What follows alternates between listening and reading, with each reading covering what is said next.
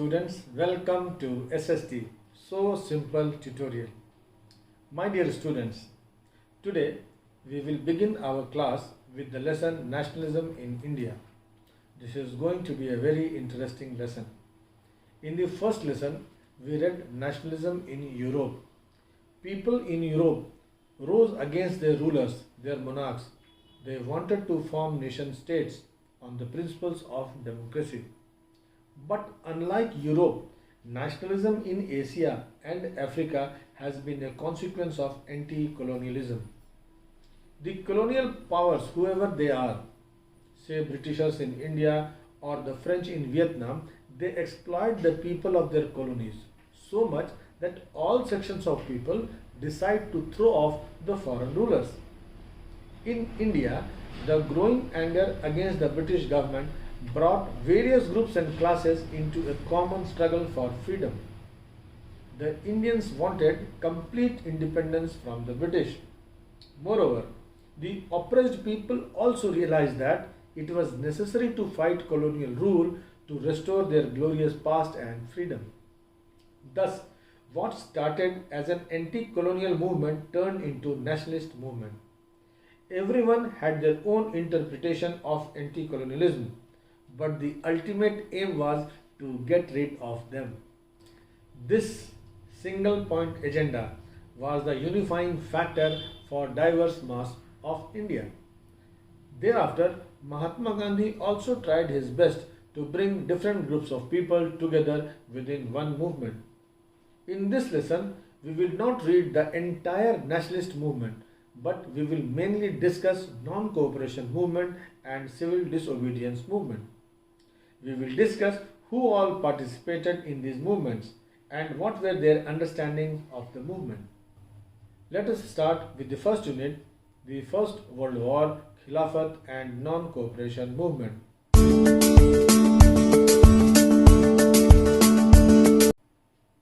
Let us begin with a question. How did First World War help in the growth of national movement in India? My dear students, by now you are already aware of the two world wars fought so far. You are also aware of the period when they were fought and the two major groups that were involved in the war. So the First World War began in 1914. The World War was not fought in India, it was being fought outside India. So you may think how it had an effect on India. The Britishers were fighting the war. India had nothing to do with the war. We were not going to achieve anything from the war. We were just a British colony. But the British dragged us into the war. They not only used Indian resources but also used Indian soldiers to fight the war. The war led to a huge rise in defense expenditure of the government. This was financed by war loans, means by borrowing money. Fighting a war needs lots of money. You need more and more money for weapons, ammunition, vehicles and other war equipments besides food and uniform for the soldiers. So the country needs to borrow money. During the First World War, the British government was forced to borrow heavily in order to finance the war expenses. Indians made a significant contribution to the coffers of British government. Then the British also increased taxes. Custom duties were raised and the income tax was introduced to raise extra revenue. Increased military expenditure also led to a sharp increase in the prices. The prices during the war years between 1913 and 1914 almost doubled. This caused great difficulties for the common people.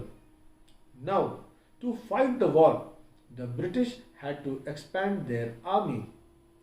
To do this, they pressurized the villages in India to supply soldiers.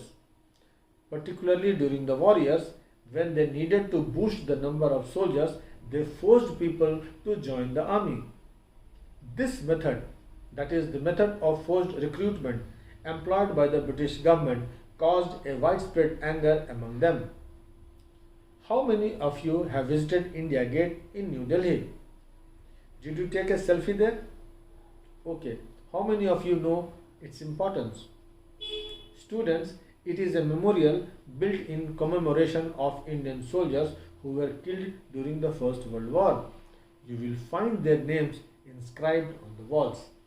Thus, we see that the British raised both men and money from India. In 1918-19 and 1920-21, crops failed in many parts of the country due to failed monsoon. This resulted in a famine-like situation. Thus, there was also an acute shortage of food in the country. Then came influenza epidemic in 1918. In fact, it was also a pandemic. The situation was very much similar to what we faced just now. Our knowledge on influenza was zero. There were no vaccines. The healthcare system in the country was unable to meet the demands for medical attention. If you see the time period of the crop failure and the outbreak of influenza, you will see that they happened simultaneously. Thus, the economic hardships of the people resulting from the First World War was compounded by famine and epidemic. According to 1921 census, about 12 to 13 million people died because of famine and epidemic. So we can say the war led to increased misery among the poor classes of people. For them, the war meant heavy taxation and soaring prices of daily necessities of life. This is how First World War played an important role in strengthening the national movement in India. People hoped that their problems would end after the war, but that did not happen. Let me stop here, students. Now it is your time to read your textbook. In the next class, we will continue with the same unit and discuss Mahatma Gandhi and his concept of Satyagraha. Till then, keep reading and have a nice time. Thank you.